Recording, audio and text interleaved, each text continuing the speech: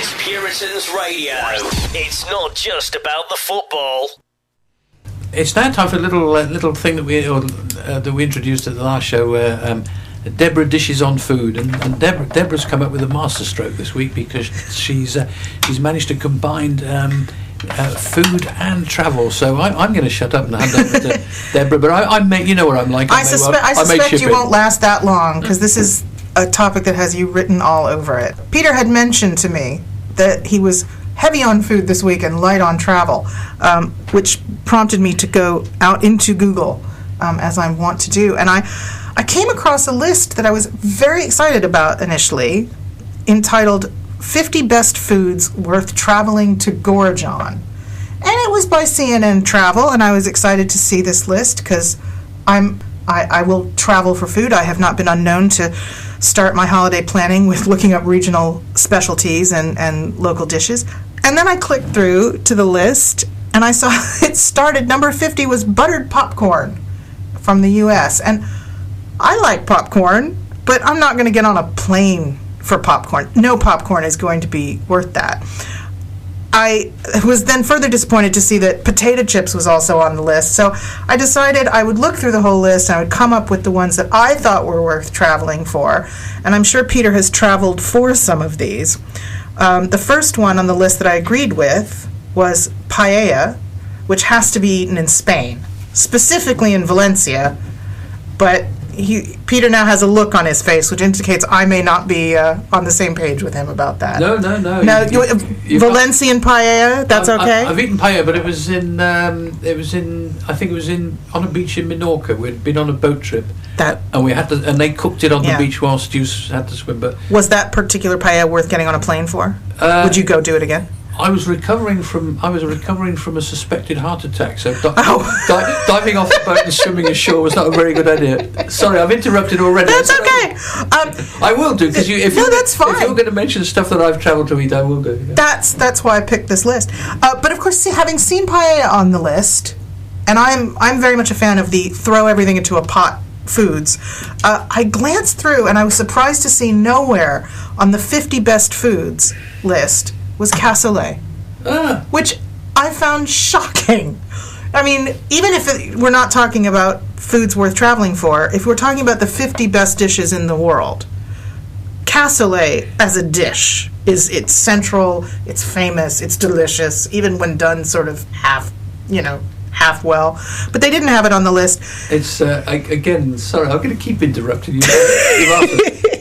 Cassoulet, the home of cassoulet is Carcassonne. No. Castelnaudary, which is about 10 miles up from Carcassonne. Okay. The tourists eat cassoulet in Carcassonne. Castelnaudary is where it comes from.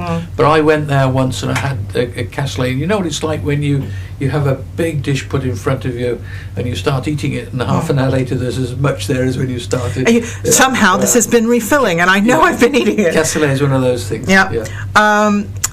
Some of the others on the list that I either agreed with or didn't, they listed poutine in Canada.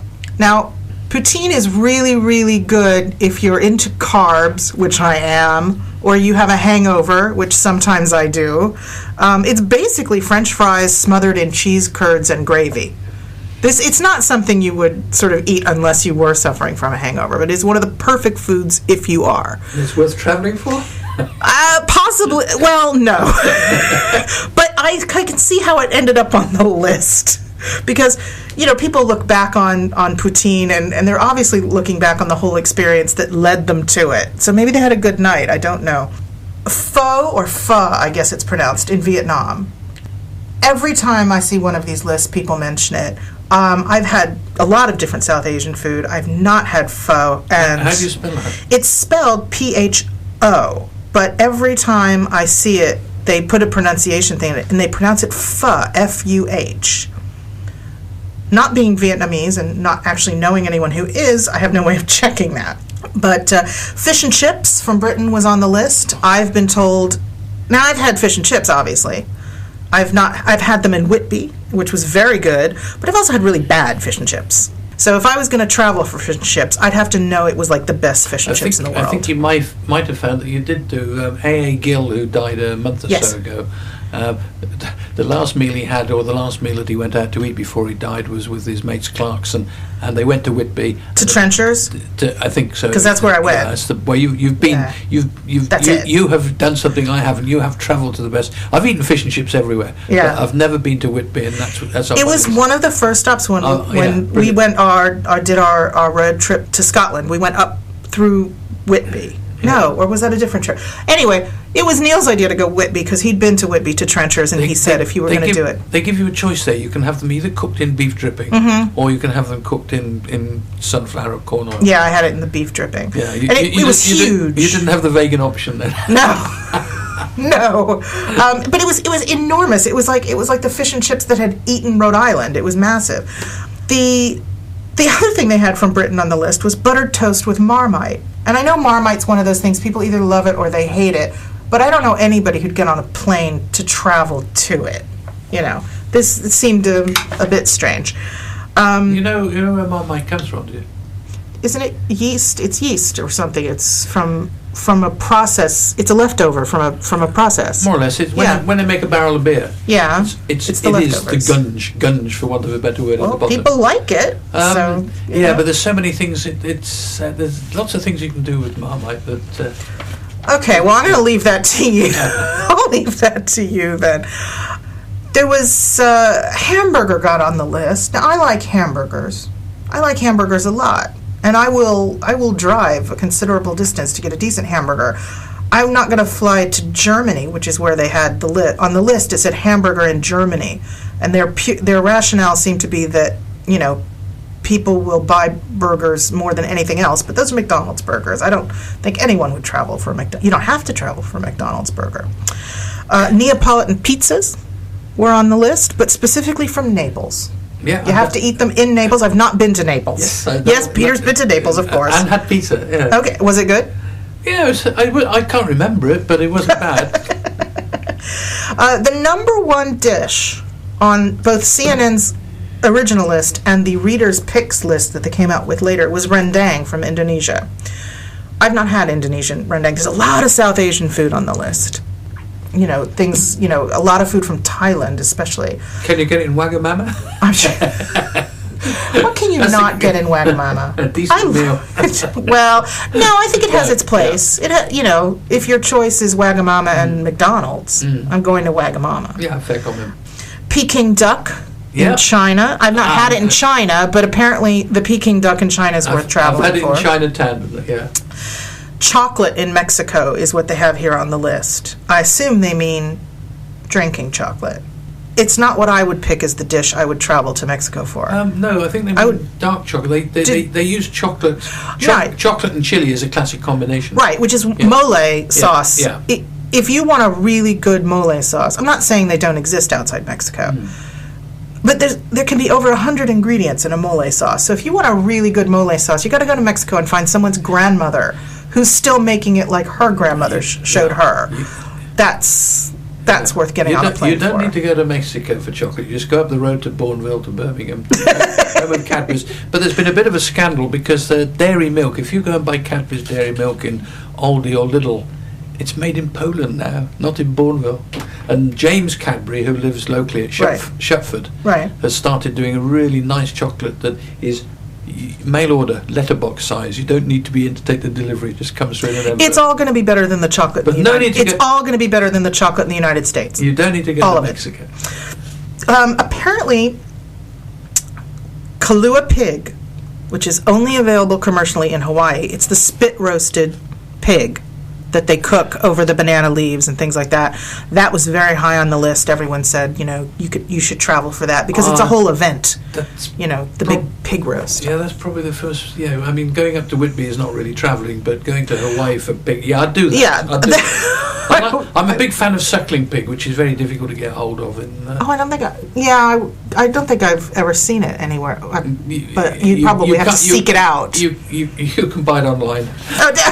I'm sure Banbury Butchers would get you one. Apparently they'll get you pretty much anything. Yeah. So, they also listed maple syrup in Canada, and the maple syrup in Canada is superb. Don't get me wrong, but I'm not sure I would travel just for maple syrup. Maybe maple syrup on poutine. I don't know. No, you can explain something to me because. All right. Yeah. About Canada? No, about maple syrup. Oh. We have over here treacle, of course. Yes. But I bought maple syrup because it was being pushed on, and I didn't realise it was as runny as it was. I assumed that it would be as thick as treacle. Yeah, it's much more like honey. So when honey. I went to pour the first time I poured maple syrup on everything, I'd half a litre. So, yeah, and it wasn't as strong as I thought it would be. It can be. Yeah. It can be. You know how honey... It's very expensive, maple syrup. Is it? Maybe... Compared to treacle. Well, I mean, as you said, it wasn't really a thing here, so maybe they're bringing it in. But it can vary, the strength of it can vary, in the same way that honey can vary, slightly in taste. So, but if you're going to have American-style pancakes, there's nothing better. Let's see, what else? They listed Montreal-style smoked meat from Canada as well, which is really, I think, comes just from the fact that there's a very famous Jewish deli in Montreal called Schwartz's. And the smoked meats coming out of there are extraordinary and really just as good as anything you would get at Katz's Deli in New York, which I'm sure anyone who listens to this later from New York or New Jersey will have something to say about. But having eaten at both, I speak from experience. I've had pastrami in Katz's. Oh, have you? Yeah, excellent. Did you go in? You placed your order, got your little ticket, and sat down? Yeah. With funny enough, with my daughter who's listening to us. Did you have to unhinge your jaw to eat the sandwich? You're ahead of you. It was pretty. It's huge. It was good. The sandwiches will serve as several meals at Katz's, and it is one of the last delis that's left. The Carnegie has closed. The Stage has closed. All sort of victims of the rising rents on 6th Avenue and that kind of thing. But Katz's is still there, and it's still down in the Lower East Side. And I recommend it. If you go to New York, you go to Katz's, and then you can stop by the Tenement Museum, which is one of the most interesting museums I've ever been in. I'm trying to think where we had. Is Lindy's? Is that the right? Lindy's Cheesecake? That's where we went for. No, we went for breakfast at Lindy's. Well, you can. Yeah. The cheesecake is their specialty. Gotcha, but yeah. They have on the list Parma ham from Italy, which prompted me to look for the Spanish ham, is it Iberico? Iberico. Big. Which oddly was not on the list. And I thought, well, if you're going to have Parma ham, surely the Spanish ham should be there as well. They're up there together. Funny enough, the whole I can't even say it, Iberico hams. Yeah. They were selling them in Lidl and Aldi for £29 each. Marks and Spencer's were for 40 quid. Right. Complete. This is something I learned this year. Do you know what the stand is? They come with a stand, which is called a habanero. Which I thought was the name of a chili. Yeah, it is. And but it was false economy. Yeah. Because you buy it because it's such a bargain. And when you're still for Christmas and you're still eating it in May. 2 months later, what are we going to do with this ham? Yeah. But no, it's. I'm a big fan of hams. Certainly the Parma ham, prosciutto, the Iberico ham. If you go to southwest France, you can get the Bayonne ham. In Germany, you can get the very heavy smoked Bavarian smoked. Yeah. And in this country, you can get Tesco's Extra Value. 20, and in the States, you can have Virginia honey smoked. Yeah. So everyone's got their own. Everyone's got their own. There were a couple of other ones that I thought I would. I've not been to Belgium. I've not been to Brussels. I know they love moules and the moule frite. That's what was on the list. With mayonnaise. Now they give you. I know they come in a cone. You have your frites. Neil has his frites with mayonnaise, and I don't get that. But then I'm not a mayo kind of girl. He must have Belgian blood. Well, if he does, it's a surprise to everybody. But, it's possible, I suppose. And then the last one that I totally agreed with was, I will mispronounce it. It's chow lung bao, which are the soup dumplings from China, from Shanghai. Have you ever had these? Certainly not. There's a place in New York called Joe Shanghai's where I first had them. And I described them as inside-out wonton soup. Because the soup is inside this dumpling. And what you do is you pick up the dumpling with a little bit of broth in a soup spoon. And as I was shown by the manager at Joe Shanghai's, you sort of paint it with this sort of ginger sauce with a bit of scallion. And then you bite the top off the soup dumpling, suck the soup out, and then eat the dumpling. That is a process. But it was I could eat these for breakfast, lunch, and dinner. I would get on a plane for these. I would go back to Joe Shanghai's, in a second. If I could, I'd go to China for them if they were that much better. But so those were the items on the list that I agreed. But it got me thinking about foods I'd had while traveling and foods I would travel back to. And I came up with a list. There are 2 things I would travel back to Rome for. I'd go to Rome anyway. Anyone who wants to send me to Rome or, invite me to Rome, I'm there. But the 2 things, there's a stand. There's a porchetta stand in the Campo di Fiore, the flower market, that does porchetta sandwiches. That I stood in the market, and suddenly the market was gone. Everything was this sandwich, and it was on a rosemary focaccia. And it was the most amazing sandwich I'd ever had in my entire life, and I never forgot it, and I'm ready to go back. And since I'm in Rome, if I was in Rome, I would do that, and then I would go over to the Jewish what they call the Jewish ghetto area, which is now just awash with restaurants. And there's a bakery there that has no sign. I have no idea what the actual name of the bakery is, but everyone calls it the Burnt Bakery. And they make macaroons. Not macarons, macaroons. I don't eat macaroons as a rule. I'm not a fan, but these are extraordinary. These are worth traveling for, particularly if you're a macaroon fan. So those were the top 2 things.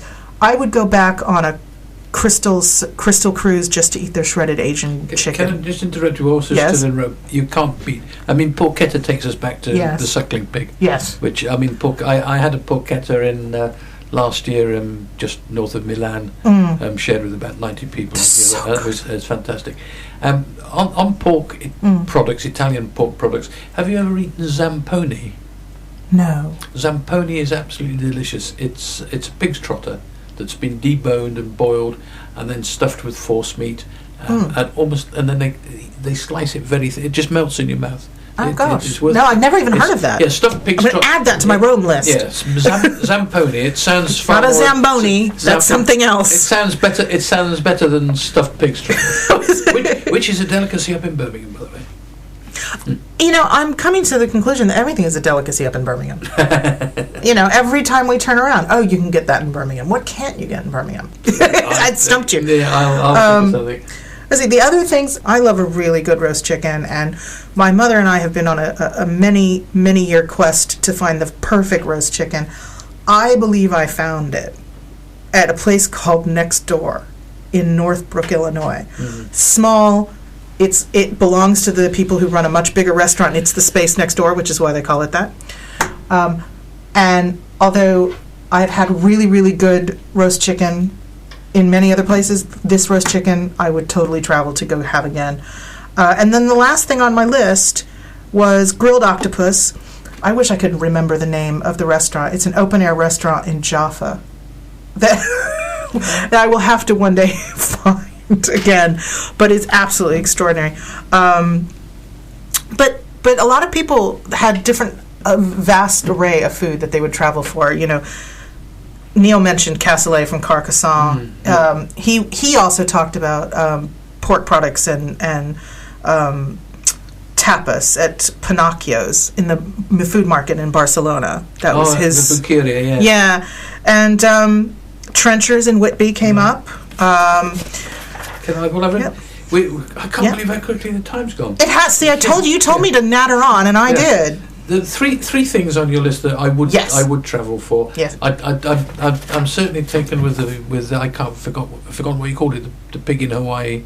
Oh, Kahlua pig. Yeah. Yes. Next time you go with that. There you go. You've beaten me to it. I've always wanted to go to Trenchards in Whitby, so I am now envious of you. Get the beef dripping ones. And I'd go up to Cadbury World tomorrow, but in Bourville. But two things that I would travel for in this country, which if you ever got the opportunity, St Maur's in Cornwall. There's a little hut on the quay, and one of Patrick's pasties, proper Cornish pasty. That's worth travelling for. And if you're down in St Maur's, take the ferry across to Falmouth and go to the fish shop in Arwennick Street and buy scallops, which are still flapping. You can just eat them raw with a slice of that's excellent. Neil doesn't eat scallops, so I'll have more for me. Okay. Well, how many? We're only halfway through the list. So I know. Right, so we know what we'll be doing next time. So That's brilliant, Deborah. Thanks for that. No problem. We're going to. So I'm going to sign off, I'm afraid, folks. So that's it until starving now. Yeah, I am famished. That's it till next week with Food and Travel. I'm back on Wednesday with another weird, wonderful selection of music. And let's close the show and run up to the news. Run up to the news with Peaches.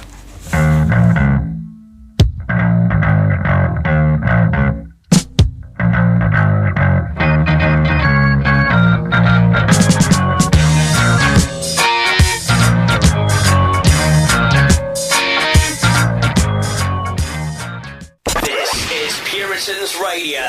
It's not just about the football.